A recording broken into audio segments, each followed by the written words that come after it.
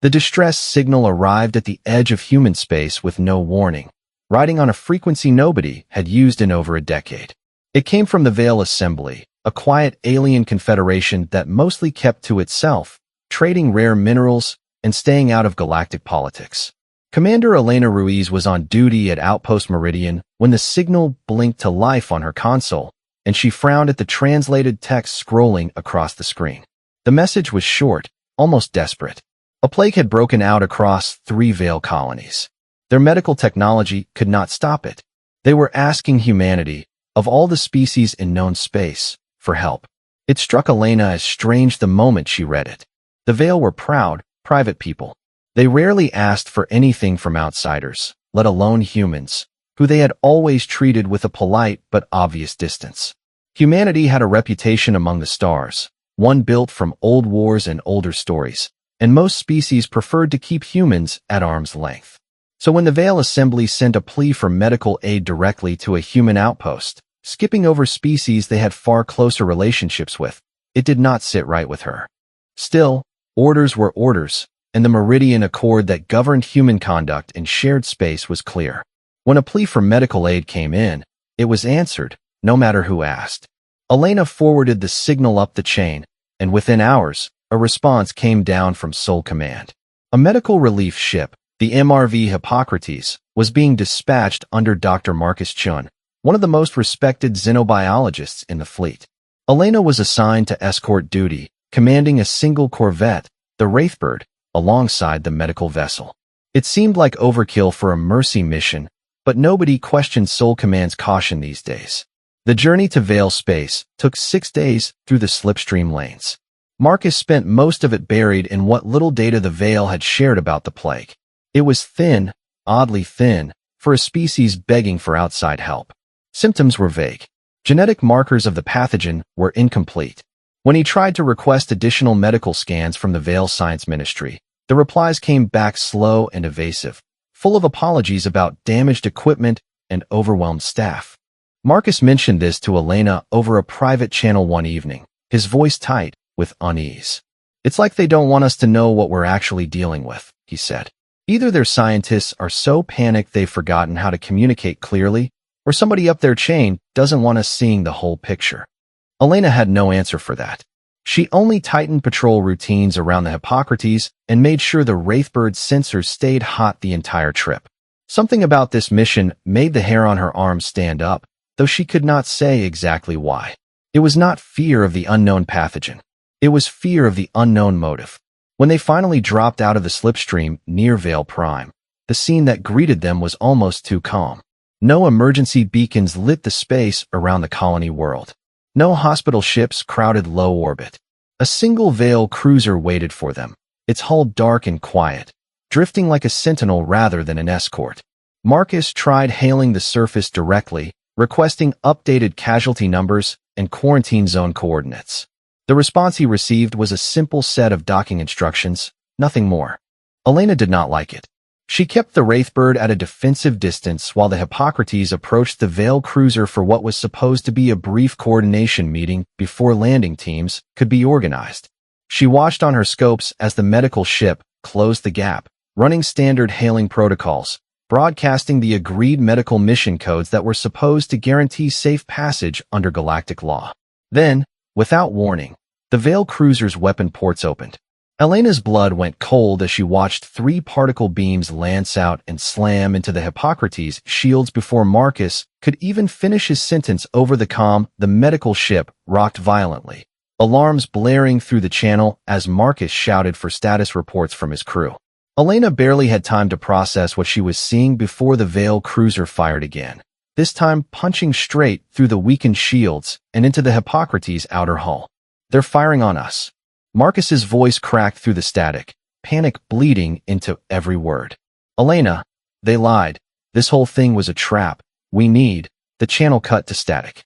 Elena's hands moved on instinct, snapping the Wraithbird into evasive maneuvers as the Veil cruiser began redirecting weapons toward her much smaller ship. She had exactly one advantage in this moment, and it was the only thing standing between her crew and annihilation. Before the Hippocrates had gone dark, Her tactical officer had already triggered the emergency distress protocol built into every human vessel operating outside sanctioned territory. A burst transmission encoded with Battlefleet priority codes, the kind reserved for genuine ambushes against unarmed or lightly armed ships. She did not know if the signal had gotten out in time. She did not know how many of Marcus's medical staff were still alive on the crippled Hippocrates. All she knew was that the Wraithbird's shields were taking hits she could not sustain for long, and the Veil cruiser was maneuvering to box her in, cutting off any clean escape vector back toward the slipstream threshold. Elena gritted her teeth and pulled the ship into a punishing barrel roll, buying herself seconds rather than minutes. On her secondary display, she caught a fragmented sensor reading from the Hippocrates. Life signs were dropping. Someone aboard was still transmitting, a garbled, half-formed message that kept repeating the same phrase over and over into open space, as if it were the last thing that mattered. This was never about medicine, the voice said, distorted by damage and fear. They needed test subjects. They needed to see how humans respond to. The transmission cut off entirely. Elena's mind raced through every terrible possibility that sentence could complete. Test subjects for what? A response to what? She had no time to consider it further, because the Veil cruiser had stopped firing on the Hippocrates altogether and turned its full attention toward her instead, 3 weapon batteries swinging around with cold, deliberate precision. She was one corvette against a warship built for far more than escort duty, pretending to be a hospital run. She keyed her comm one last time, broadcasting on every channel she had left, not entirely sure anyone would hear it in time. This is Commander Elena Ruiz of the Wraithbird, transmitting under Fleet Priority Omega. Ambush confirmed. Hippocrates critically damaged. Crew status unknown. Requesting immediate. A beam clipped her outer hull, sending sparks showering across the bridge and knocking her sideways out of her chair. Alarm screamed. Systems flickered. And somewhere far beyond the edge of Veil space, in the cold silence of the slipstream lanes, something enormous was already beginning to answer the call that had gone out hours before anyone in this system knew a battle was coming. Elena pulled herself back into her chair, ignoring the sting of a shallow cut along her temple, and forced her hands steady on the controls. The Wraithbird groaned around her, hull plating scorched along one flank, but she was still flying, still fighting, and that was more than she had expected a minute ago. On the main display, the Veil cruiser was repositioning for another firing pass, confident in its size advantage, clearly expecting this small human ship to break apart before it could do anything meaningful. What the Veil captain did not understand, what almost none of them understood, was that humans built their emergency protocols around the assumption that help was never far away, even when it looked like it was. Her tactical officer, a wiry young man named Aiden Cross, was hunched over his console, trying to raise anyone from the Hippocrates. His voice was tight, with barely controlled fear. I'm getting fragments. Life support is failing on 3 decks. Dr. Chun is alive, I think, but he's not responding to hails directly. Keep trying, Elena said, throwing the Wraithbird into another evasive spiral as a fresh volley of particle fire streaked past where the ship had been half a second earlier. If he's alive, I want to know what he knows. She had already guessed part of it. The vague plague data, the evasive answers, the sudden ambush the moment the Hippocrates got close enough for boarding. This had never been a medical emergency.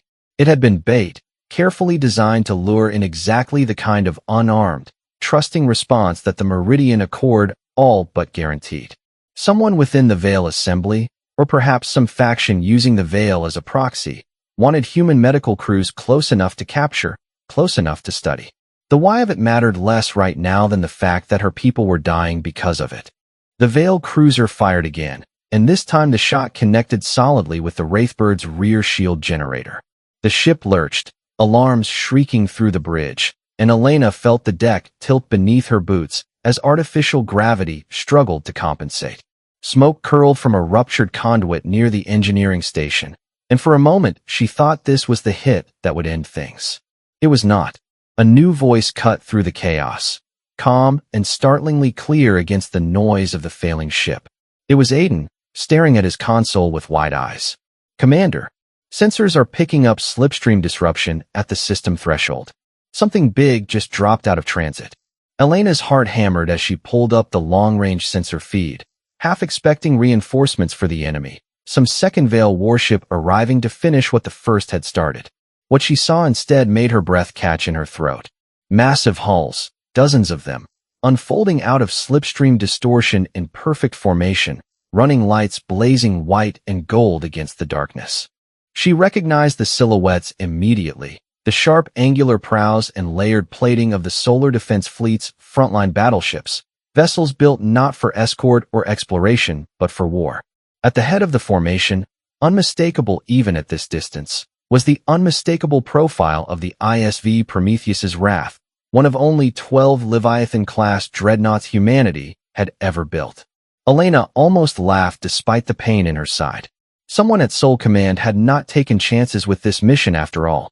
The fleet priority Omega signal had been received, verified, and answered with a force that made the single Veil cruiser attacking her look like a child's toy by comparison. The Veil cruiser's captain clearly understood the same thing, because its aggressive maneuvering suddenly stopped. For several long seconds, the enemy ship hung motionless in space, as if its crew were trying to process what had just appeared on their own sensors. Then it broke off entirely, engines flaring as it attempted to retreat toward the planet's gravity well, likely hoping to hide among civilian traffic or planetary defenses. It did not get the chance.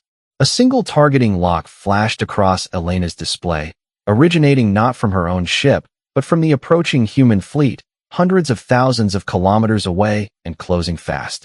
The Prometheus's Wrath had already identified the aggressor, cross-referenced it against Elena's distress signal, and made its judgment in less time than it took her to blink.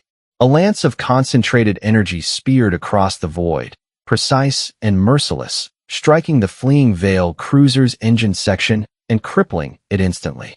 The ship spun helplessly, venting atmosphere, but it did not explode.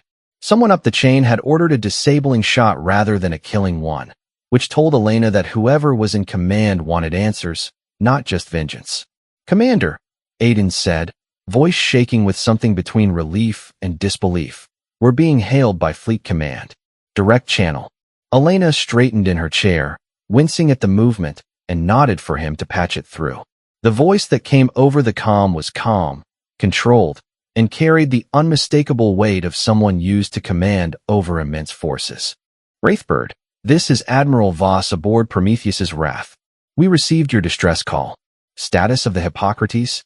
"Critically damaged, Admiral," Elena said, forcing steadiness into her voice despite the adrenaline still coursing through her. "Crew status unconfirmed, but Dr. Chun may still be alive." The Veil Assembly staged this as an ambush under the guise of a medical request. I believe they intended to capture human medical personnel. There was a brief pause on the line, and when Voss spoke again, his tone had shifted, sharper now, more focused. "Understood. We're deploying rescue teams to the Hippocrates immediately. Hold your position, Commander. You did exactly what you were supposed to do."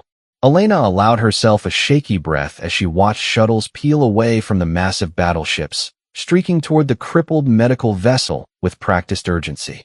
For the first time since the ambush began, she let herself believe that this nightmare might actually end with her people alive. But even as relief loosened the tightness in her chest, the fragment of Marcus's last transmission echoed in her mind, refusing to let her fully relax. They needed to see how humans respond to something. And now, drifting disabled in the black with a human dreadnought bearing down on it, the Veil cruiser was about to get its answer in a way its captain had clearly never anticipated. The rescue shuttles reached the Hippocrates within minutes, their hulls painted with the same medical crosses the vessel itself carried, though there was nothing gentle about the urgency with which the crews worked. Elena watched from the Wraithbird's bridge as boarding teams cut through a ruptured airlock and disappeared into the smoking wreck of the ship that had left home only 6 days earlier, full of doctors eager to help. She kept her hands folded tightly in her lap, waiting, because there was nothing else productive she could do from here. It was nearly 20 minutes before Aiden's console lit up with a priority medical channel. "Commander, they found Dr. Chun. He's alive. Burned, some internal injuries, but alive. They're stabilizing him now." Relief washed through her so suddenly that she had to close her eyes for a moment. Not everyone had survived. The casualty reports trickling in over the next hour would confirm that 4 of the Hippocrates' 12-person medical staff had died in the initial attack, their quarters directly in the path of the Veil cruiser's opening barrage. But 8 had survived, including Marcus, and that was more than Elena had dared hope for in the chaos of the firefight. Admiral Voss requested her presence aboard the Prometheus's Wrath once the immediate crisis had stabilized, and Elena guided the Wraithbird alongside the towering dreadnought with a strange mixture of awe and exhaustion. She had served 12 years in the fleet and had never been this close to a Leviathan-class ship before. Up close, it did not look like a vessel at all. It looked like a fortress that had somehow learned to move through the stars. Inside, the Admiral's briefing room was quiet and efficient, filled with officers reviewing sensor logs and interrogation transcripts already being pulled from the disabled Veil cruiser's databanks. Voss himself was younger than Elena expected for someone commanding a ship of this size, with sharp eyes and the kind of stillness that came from years of making decisions under pressure.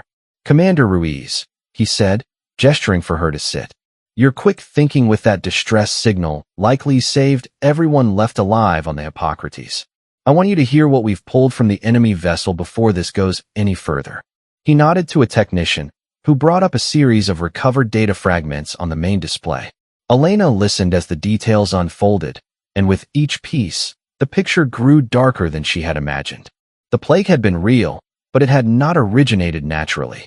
It had been engineered, deliberately released on 3 Veil colonies by a hardline faction within the Assembly's military command. A faction that believed the only way to secure lasting protection from external threats was to acquire advanced medical and genetic countermeasures, by any means necessary. Human medicine, quietly renowned across known space for its adaptability against novel pathogens, had made an appealing and specific target. The plan had been simple in its cruelty. Fake a crisis convincing enough to guarantee a response under the Meridian Accord, lure human medical specialists into a vulnerable position, and capture them for forced study, extracting whatever knowledge could be taken from captive scientists rather than earned through legitimate cooperation. The moderate voices within the Veil Assembly's government, the ones who had maintained peaceful relations with humanity for years, had apparently known nothing about the operation until it was already underway. Elena felt sick listening to it, not just at the cruelty of the plan, but at how close it had come to working. If the Wraithbird's distress signal had been delayed, if the fleet had been even an hour further out, the outcome could have been catastrophic, both for the Hippocrates crew and for the fragile trust between humanity and dozens of other species watching how this event unfolded. "What happens now?" she asked, once the briefing had run its course. Voss's expression hardened slightly.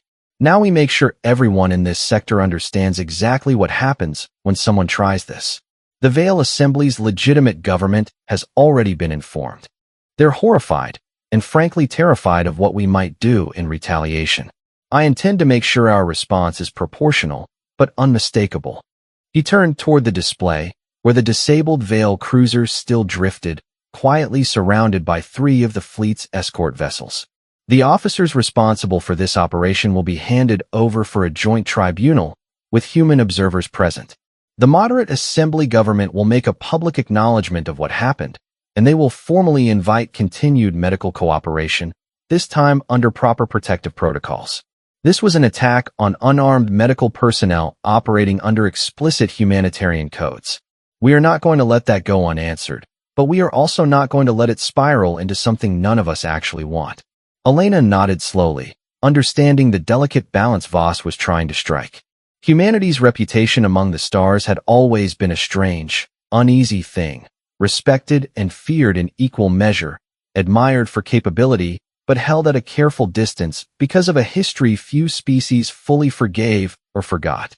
This moment could easily tip that balance in either direction, toward deeper trust or toward renewed suspicion, depending entirely on how the aftermath was handled. As she left the briefing room to check on Marcus in the Prometheus's Wrath's medical bay, Elena found herself thinking about the desperate, garbled message that had echoed through the chaos of the ambush. They needed to see how humans respond. Whoever had planned this operation had gotten their answer, though almost certainly not the one they had expected. Humanity had not simply retaliated with overwhelming force and left devastation in its wake. It had arrived with enough strength to end the threat instantly, and then paused to seek the truth before deciding what justice actually required. Marcus was sitting upright in a medical bed when she found him, bandages wrapped across one side of his face. But his eyes were alert, sharp with the same restless curiosity that had defined him since she had first met him years ago. "I heard what the Admiral found," he said quietly, before she could speak. "Engineered plague. A faction trying to steal our medicine through force." He shook his head slowly. They could have just asked properly, you know. Genuine cooperation was always on the table. "Some people don't believe that kind of thing is real until it's forced on them," Elena said, settling into the chair beside his bed. "Or maybe they just didn't think we deserved it freely." Marcus was quiet for a long moment, staring at the ceiling. "Do you think this changes anything? For how other species see us?" Elena considered the question carefully before answering, because she suspected the true answer would only become clear over the weeks and months ahead, as the story of what happened here spread through diplomatic channels and rumor mills alike across a dozen different systems. "I think it reminds everyone why they're careful around us," she said finally. "And maybe, if the tribunal goes the way Voss wants it to, it also reminds them why some of them still choose to trust us anyway." Outside the viewport beside Marcus's bed, the crippled Veil cruiser continued its slow drift, dwarfed by the silent, watchful presence of the human fleet surrounding it, a quiet testament to a lesson that was about to ripple far beyond this one small corner of space. 3 weeks later, Elena stood in the observation gallery of the Prometheus's Wrath, watching the tribunal proceedings unfold on a secure feed relayed from Veil Prime's capital. The trial had drawn attention from a dozen different species across the region, delegates and observers packed into a courtroom built for far fewer people than had shown up to witness the outcome. It was, in many ways, the most scrutinized event to touch this sector of space in years. The officers responsible for the engineered plague and the ambush were formally charged before a joint tribunal, exactly as Voss had promised, with human legal observers present alongside representatives from 3 other neutral species who had insisted on participating once word of the incident spread. The evidence recovered from the disabled cruiser, combined with testimony pulled from captured personnel, left little room for doubt about what had happened or who had ordered it. The tribunal's verdict, when it finally came, called for the harshest penalties the Veil Assembly's own laws allowed, a decision the moderate government did not fight, eager as they were to distance themselves entirely from the actions of the hardline faction. What struck Elena most, watching from her vantage point aboard the Dreadnought, was not the verdict itself but the reaction that rippled through the wider galactic community once the details became fully public. She had expected fear, and there was plenty of that. Murmured conversations among delegates about the terrifying speed and precision with which the human fleet had responded. A fleet of that size, arriving that quickly, capable of disabling a warship with a single surgical strike rather than obliterating it outright, was not something easily dismissed or forgotten. But there was something else mixed into the reactions too, something Elena had not fully anticipated. Genuine relief, and in some quarters, something close to gratitude. Smaller species who had long worried about predatory behavior from larger, more militarized powers watched the restraint humanity showed in the aftermath, the insistence on due process rather than unilateral punishment, and drew their own conclusions. Word spread quickly that humanity had responded to an act of aggression with overwhelming capability, but had chosen accountability over vengeance once the true threat was neutralized. Marcus found her in the observation gallery late in the evening cycle, his injuries mostly healed now, though a thin scar still traced along his jaw where the worst of the burns had been. He leaned against the railing beside her, watching the same feed she had been studying for the better part of an hour. "The Veil Assembly formally requested renewed medical cooperation this morning," he said. "Proper protocols this time. Verified data exchange, joint research teams, the whole arrangement handled through legitimate channels." "How do you feel about going back?" Elena asked. Marcus considered the question with the same thoughtful seriousness he brought to everything. Cautiously optimistic, honestly. What happened wasn't the fault of every Veil, just like most conflicts aren't the fault of an entire species. The moderates who run their government now seemed genuinely committed to making this right. He paused, a faint smile crossing his face. "Besides, real medical research is still worth doing. I didn't become a doctor to stop the first time something went wrong. Elena appreciated that about him, the same stubborn hope that had gotten his crew into danger in the first place, tempered now by hard experience, but not extinguished by it. It was, in its own way, a very human trait, the refusal to let a single betrayal define every future relationship. Admiral Voss addressed the assembled fleet crews before the Prometheus's wrath, and its escort ships prepared to return to human space. His words broadcast across every vessel that had answered the distress call 3 weeks earlier. He spoke plainly, without embellishment, about what had happened and what it meant. Humanity had been tested, deliberately and cruelly, by people who assumed that human compassion could be exploited without consequence. The response had not been born from anger alone, but from a simple, unwavering principle that had guided the Meridian Accord since its founding. When someone called for help, humanity answered, and when that trust was betrayed, humanity made certain the truth came to light rather than simply delivering punishment in the dark. Elena thought about that principle often in the days that followed, as the fleet began its long journey home and the story of what had happened at Vale Prime spread further across known space, shifting slowly from urgent news into cautionary legend. Other species would tell this story for years, she suspected, in different ways depending on their own fears and hopes about humanity's place among the stars.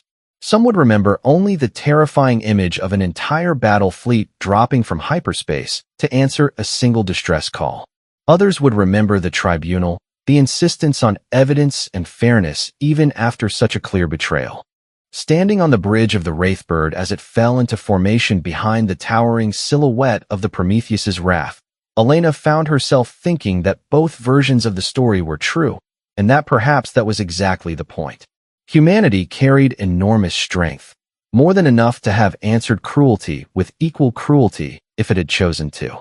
But it had chosen restraint instead, chosen truth over vengeance, and in doing so had answered a very different question than the one the Hardline Vale faction had originally intended to ask.